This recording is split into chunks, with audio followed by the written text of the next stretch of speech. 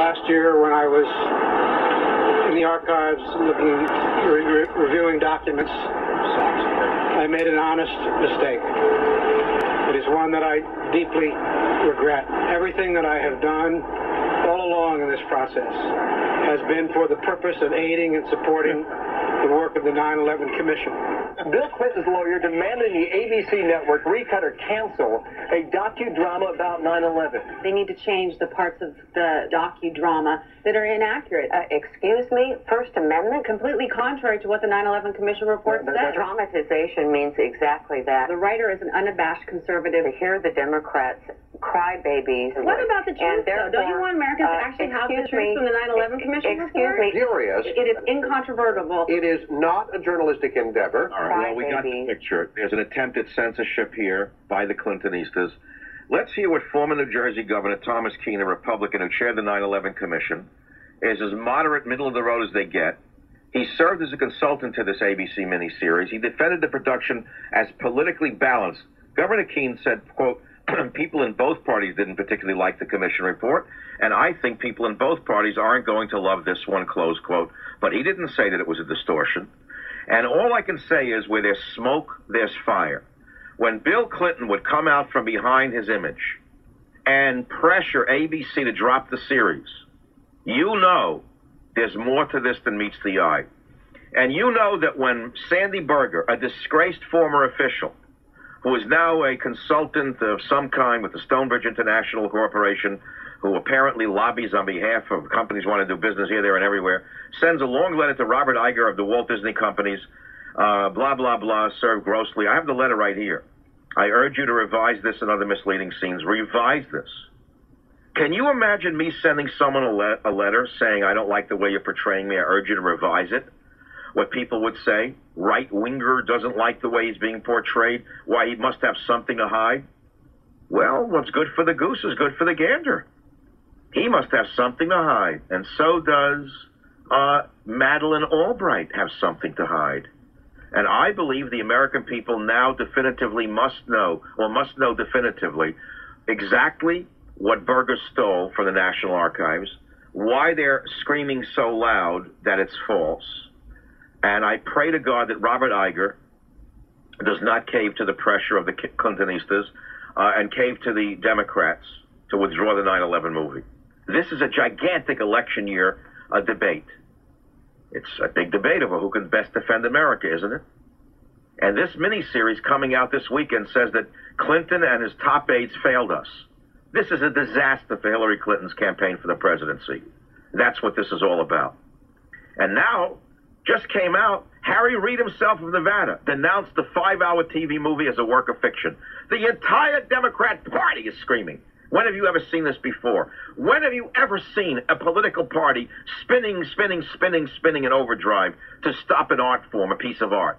We are entering a very dangerous phase in American history.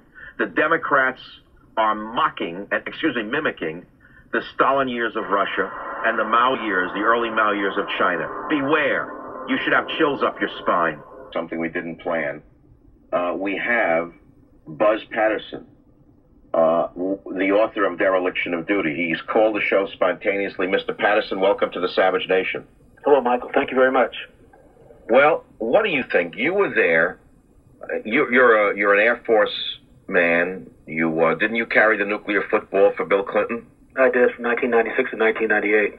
And what kind of airplanes did you fly, Mr. Patterson? Predominantly, Michael, transports. I did special operations work with the SEALs and the Delta Force, but I flew C-141s for most of my career. All right, but you were there, and you're right on the inner circle with Bill Clinton. What do you think about this path to 9/11 story? In the main, is it true or false? Well, actually, I've seen the miniseries, Michael. I was actually forwarded the miniseries by the producer of the show and watched it in the entirety last weekend because he called me and said he was getting a lot of pressure from ABC and from Disney to change and edit the manuscript. And I've seen the miniseries from its start to the end. And I will tell you that from what I saw, based on my experience at the Clinton White House, it's 100% accurate. The one scene that they are apparently the Clintons are unhappy about, which involves the planned snatch of bin Laden, the camp in Afghanistan, did in fact occur. In fact, the miniseries is actually kind to Bill Clinton because it stops at Sandy Berger in the movie, when in fact it was Clinton's decision not to go forward. So you gave an interview today to WorldNet Daily. You're retired Air Force Lieutenant Colonel Robert Buzz Patterson, and you wrote this great book, Dereliction of Duty. In your book, do you talk about the actual events that are portrayed in this documentary? Is that why this docudrama, is that why the producers called you? Correct. I actually talk about two situations in my book, Dereliction of Duty, Michael. I talk about one in particular where we were going to pull off a cruise missile strike on Bin Laden, and Clinton wouldn't make the decision after consulting with Madeleine Albright and Sandy Berger. The scene. Please, Colonel, hold on. Clinton wouldn't say yes after consulting with Berger and Albright. Yet in the miniseries, it's Berger and Albright who are tar-brushed for having said don't do it. But you're saying it was actually Clinton who said don't do it. Correct. Berger didn't have that authority, and so they kind of soft brush the situation. They blame Berger, who's culpable enough for a lot of things in his career, but it was actually Clinton that didn't pull the trigger. This is unbelievable to me. Now, you were really there. This is not just a caller with an opinion. You were in the halls of power. You carried the nuclear football for Bill Clinton. You wrote a book on the subject called Dereliction of Duty. I mean, it's pretty clear what the title states. What do you mean by dereliction of duty, Colonel? Well, you know, I really tried in the book, Michael, too. I talked about the 8 years of the Clinton administration, 2 years that I was there for, the 8 separate terrorist attacks we had on Americans, whether abroad or with the first World Trade Center bombing in 1993, and the fact that President Clinton chose on every single occasion not to take military action. He chose to treat it as a law enforcement issue, which would lead us to 9/11, which is what this piece that ABC is trying to cut up now treats. I mean, the piece is very well done. It's very, I think, very accurate. The only thing I would argue with the piece is that it paints Richard Clarke in a very positive light, which was not my experience with Richard Clarke in the White House. It also takes a pretty good shot at Condoleezza Rice. I mean, this is not a pro-Bush piece. It's an anti-Clinton, anti-Bush piece. Actually, I thought it was very even-handed and very. That's amazing, and yet the Clintons are painting it as a right-wing conspiracy again. That's their classic tactic, which is to say anything they don't like is from the right wing. So you're saying that this miniseries also attacks Condoleezza Rice. In what way does it do that, Colonel? Well, you know, it shows the path, of course, the path, Michael, leading up to 9/11. And we had 8 years of President Clinton, we had 8 months of President Bush, and it shows Condoleezza, disavowing or not taking very seriously the PDB that came out in August of 2001. Well, we had several PDBs in my time at the Clinton White House to talk about Bin Laden, the potential use of airliners as weapons. We had 8 opportunities in the 8 years of the Clinton administration to take out Bin Laden or to capture him. The miniseries shows one of those situations, and again, I think it's very accurate. However, it stops, the characterization of that particular situation stops with Berger making the decision and hanging up in the CIA operative that was actually there at the camp in Afghanistan, when in fact it was Clinton, not Berger, making that decision. Can you stay with us, Colonel? Where are you calling us from? Which state? I don't mean what home address, but which state are you calling us from? I'm calling from Washington, D.C., Michael. I give a speech tonight in Washington, D.C., so I'm calling from my hotel room in Washington, D.C. Did you just happen to hear this show? Is that how this happened? I received a phone call from your producer saying that you were going to be in the air for a little bit longer, and could I get back to him? I just happened to check my voicemail on my cell phone and called you back. Okay. So do you have to run along? Do you want to stay for another segment? I can stay. All right. We're going to take a quick break. We'll conclude this hour with Colonel Buzz Patterson, who carried the nuclear football for Bill Clinton. He was there. He witnessed several missed opportunities to capture or kill Osama bin Laden. The producer of this controversial series came to Colonel Patterson in frustration to ask him to look at it. And he said that although the characters are generally compressed into one, basically it's 100% factually correct.